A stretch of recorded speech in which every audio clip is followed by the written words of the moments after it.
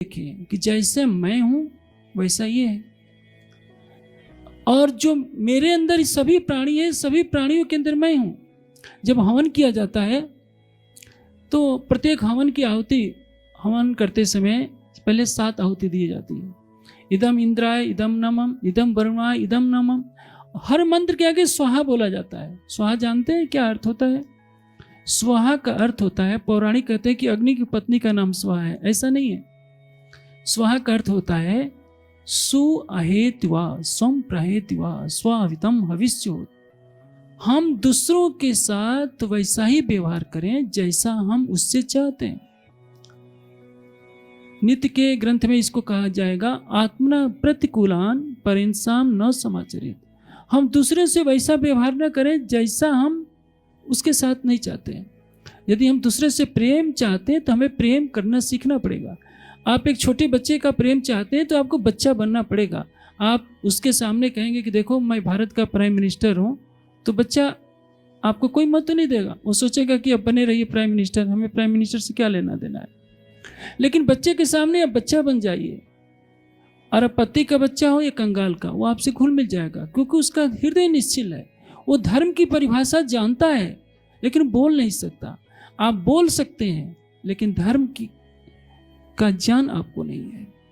तो धर्म के जो बड़े बड़े धुरंधर पंडित हैं, उनको समझाने के लिए, जो इस्लाम के पैरोकार करते हैं कि हमारा इस्लाम सबसे ऊंचा है। क्रिश्चियन जब किसी को बपतिस्मा दे लेते हैं तो कहते हैं कि रामकृष्ण शैतान है। वो रामकृष्ण को शिव की निंदा करने में अपना गौरव समझते हैं। वो पूछा जाए क्या ईसा मसीह ने यही सिखाया है? इन कट्टरवादी लोगों से पूछा जाए तुम्हारा रब्बिल अलमीन क्या हिंदुओं का नहीं है? वेद ने तो कह दिया एकम सद्बहुधा विप्रावदंत, एक ही परमात्मा के अनंत नाम है। आप कुरान की टीका भी पढ़ेंगे तो उसमें अल्लाह के 100 नाम बताए गए हैं। लेकिन जानते हैं इंडोनेशिया में गैर मुस्लिम को अल्लाह का उच्चारण करने का भी अधिकार नहीं है। उनका कहना है कि जो गैर मुस्लिम है उनकी जबान नापाक होती है, इसलिए उनको अल्लाह का उच्चारण करने का अधिकार नहीं है। आप इंडोनेशिया वालों का भोजन जा कर के देखें तो पता चल जाएगा कि कितने पवित्र होते हैं। मैं अपने जीवन की एक घटना बताता हूँ। जब मेरी उम्र लगभग 19 साल की थी, मैं बैजनाथ धाम में पहुंचा।